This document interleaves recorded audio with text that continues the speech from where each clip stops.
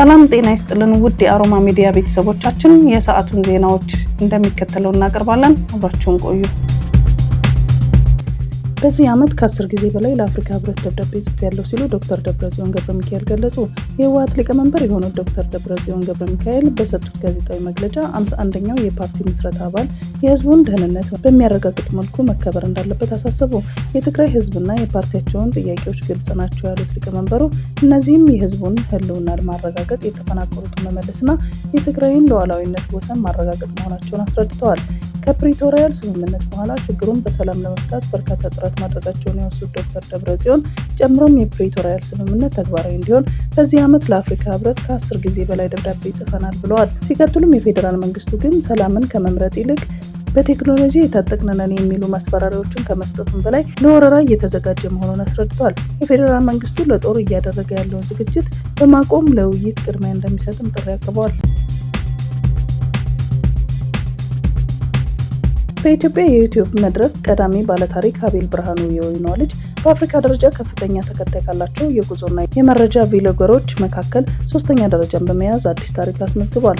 አቤል በዋናው ቻናሉ 1.94 ሚሊዮን እንዲሁም በሁለተኛው ቻናሉ 1.58 ሚሊዮን ተከታዮችን በማፍራት እንደ ታዋቂው ወዲማያ ካሉ የአፍሪካ ዲጂታል ዱባዎች ጋር ተሰልፏል። ይህ ስኬት የኢትዮጵያን ዲጂታል ተጽዕኖ በአህጉሩ ደረጃ ከፍ ከማድረጉም በላይ ለሌሎቹ ወጣት ይዘት ፈጣሪዎች ትልቅ መነሳሳትን ፈጥሯል። የኢትዮጵያ ምርጫ ቦርድ የመራጮች ምዝገባ መራዘሙን አስታውቋል። የካቲት 7 ቀን 2018 ዓ.ም ይጀመር የነበረው የመራጮች ምዝገባ ጊዜ ሰሌዳ በመግፋት የመራጮች ምዝገባ የካቲት 28 ቀን 2018 ዓ.ም እንደሚጀምር ገልጸዋል። የኢትዮጵያ ብሔራዊ ምርጫ ቦርድ በ2018 ዓ.ም ለሚከናወነው 7ኛው ጠቅላላ ምርጫ የቅድመ ምርጫ ስራዎችን በተመለከተና ጋዜጣዊ መግለጫ በመስጠት ላይ ይገኛል። የአማራ ክልል ሰላምና ጸጥታ ቢሮ ከሻዕቢያ ጋር እየተዋጋሁ ነው የሚል መልእክት አሰራጨ። አሁን በአማራ ክልልም ሆነ በመላው ኢትዮጵያ ውስጥ የሚካሄዱ ግጭቶችን አመራር የሚሰጣቸውና ሎጂስቲክ የሚቀርብላቸው ከመቀሌና አስመራ መሆኑን ህዝባችን ማወቅ አለበት ሲል ቢሮ በማህበራዊ ትስስር ገጹ ላይ አሰራጭቷል። መግለጫው ቀጥሎም ወልቃይት፣ ጠለምትና ራያን ለመውረር የቆመጠው ቡድን ለፋኖ ኃይል የተሰጠው ተልዕኮ ከውስጥ ግጭት በመፍጠር ወደ ድንበር የሚካሄድ መከላከያ ሰራዊትን በየዞንና ወረዳው ተወጥሮ እንዲቆይ በማድረግ ያለምንም ከልካይ ወልቃይት፣ ጠለምትና ራያን መቆጣጠር ነው ሲልም ከሷል።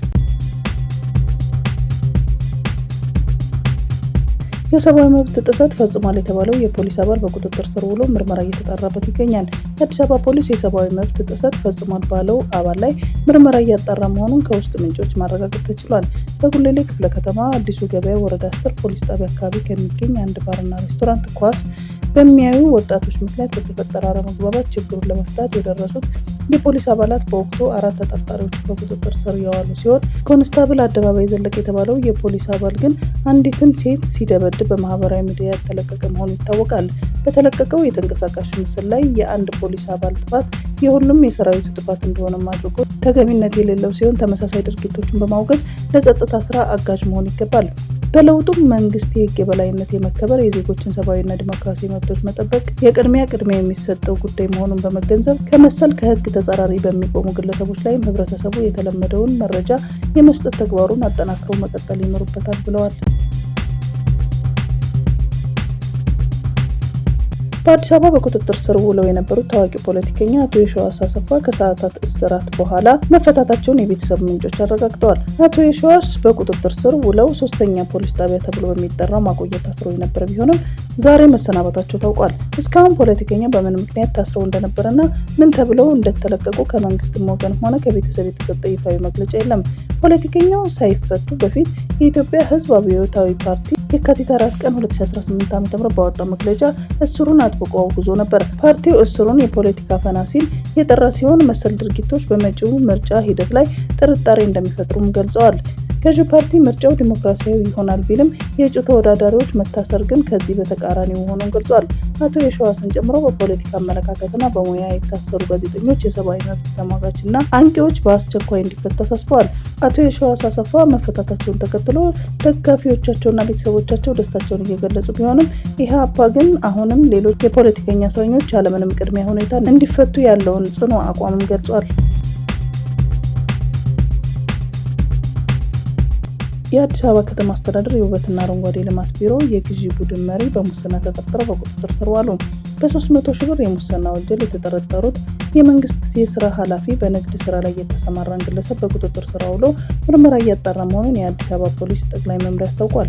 ተጠርጣሪዎቹ አቶ አለም ተክለ ሃይማኖት በአዲስ አበባ ከተማ አስተዳደር የውበትና አረንጓዴ ልማት ቢሮ የግዢ ቡድን መሪና አቶ ሳሙኤል መላኩ የተባሉት በንግድ ስራ ላይ የተሰማሩ ግለሰብ ሲሆኑ አቶ አለም ተክለ ሃይማኖት በቢሮቸው ለሚፈጽመው የችግኝ ጣቢያ ግብአቶች ጥቅምት 2 ቀን 2018 ዓ.ም በወጣ ጨረታ አቶ ሳሙኤል መላኩ ጨረታውን አሸንፈዋል። ተከሳሽ አቶ ሳሙኤል መላኩ ከአቶ አለም ተክለ ሃይማኖት ጋራ በቀጣይ በቢሮ በሚቀርቡ የግዢ ሂደቶችና ጨረታዎች ላይ ቅድሚያ እንዲሰጣቸው ያልተገባ ድርድር በማድረግ ለቢሮው ግዢ ቡድን መሪ የ300 ሺህ ብር ቼክ በሚሰጡበት ወቅት አስቀድሞ በየካ ክፍለ ከተማ ፖሊስ መምሪያ የክትትልና ምርመራ ቡድን ጥናት ሲደረግባቸው በመቆየቱ ዛሬ እጅ ከፍንጅ በቁጥጥር ስር ሊውሉ ችለዋል ብሏል። በሐረሪ ክልል ያልተገባ የዋጋ ጭማሪ ባደረጉ 69 ነጋዴዎች ላይ እርምጃ ተወሰደ። በሐረሪ ክልል ያልተገባ የዋጋ ጭማሪ ባደረጉ 69 ነጋዴዎች ላይ እርምጃ መውሰዱን የክልሉ ንግድ ልማት ኤጀንሲ ገልጿል። የኤጀንሲው ኃላፊ አቶ ሸሪፍ ሙሜ እንደገለጹት በክልሉ ምርት በሚደብቁና ያልተገባ የዋጋ ጭማሪ በሚያደርጉ ነጋዴዎች ላይ የተጠናከረ የክትትልና ቁጥጥር ስራ እየሰራ መሆኑን ገልጿል። ከሰሞኑ በተደረገ የቁጥጥርና ክትትል ስራም በዘይትና በማካሮኒ ላይ ያልተገባ የዋጋ ጭማሪ ባደረጉት 69 ነጋዴዎች ላይ እርምጃ መውሰዱን ተናግሯል። አቅርቦቱን በማሳደግ የገበያ ዋጋን ለማረጋጋት በትኩረት እየሰራ መሆኑን ያነሱት ኃላፊው በንግድ ተቋማት ላይ የተጀመረውን ቁጥጥር አጠናክሮ እንደሚቀጥልም ገልጿል። የአሜሪካ ሴኔት የውጭ ጉዳዮች ኮሚቴ ሊቀመንበር በዩናይትድ አረብ ኤሚሬትስ በኢትዮጵያና በሶማሌላንድ ጉዳይ ስጋት እንዳደረባቸው ገለጹ። ሊቀመንበሩ ሴናተር ጂም ሪች በኤክስ ገጻቸው ላይ ባሰፈሩት አስተያየት በሱዳን ተፋላሚ ለሆነው ፈጥኖ ደራሽ ኃይል ዩናይትድ አረብ ኤሚሬትስ በኢትዮጵያ ውስጥ ማሰልጠኛ ካምፕ ማቋቋሟንና በሶማሌላንድ በኩል ደግሞ ጦር መሳሪያ እያስገባች መሆኑን የሚገልጹ ዘገባዎችን መመልከታቸውን አስታውቀዋል። ጨምሮም ይህ ጉዳይ እንዳሳሰባቸውና ስጋት ውስጥ እንደከተታቸው አስረድተዋል። ፈጥኖ ደራሽ ኃይሉን የዘር ማጥፋት ወንበዴ በሚል የገለጹት ሴናተሩ በዘገባዎቹ የተገለጸው ጉዳይ ይህንን ታጣቂ የውጭ ሀገር አሸባሪ ድርጅት ተብሎ ለመሰየም ተጨማሪ ምክንያትም እንደሆነም አሳስበዋል።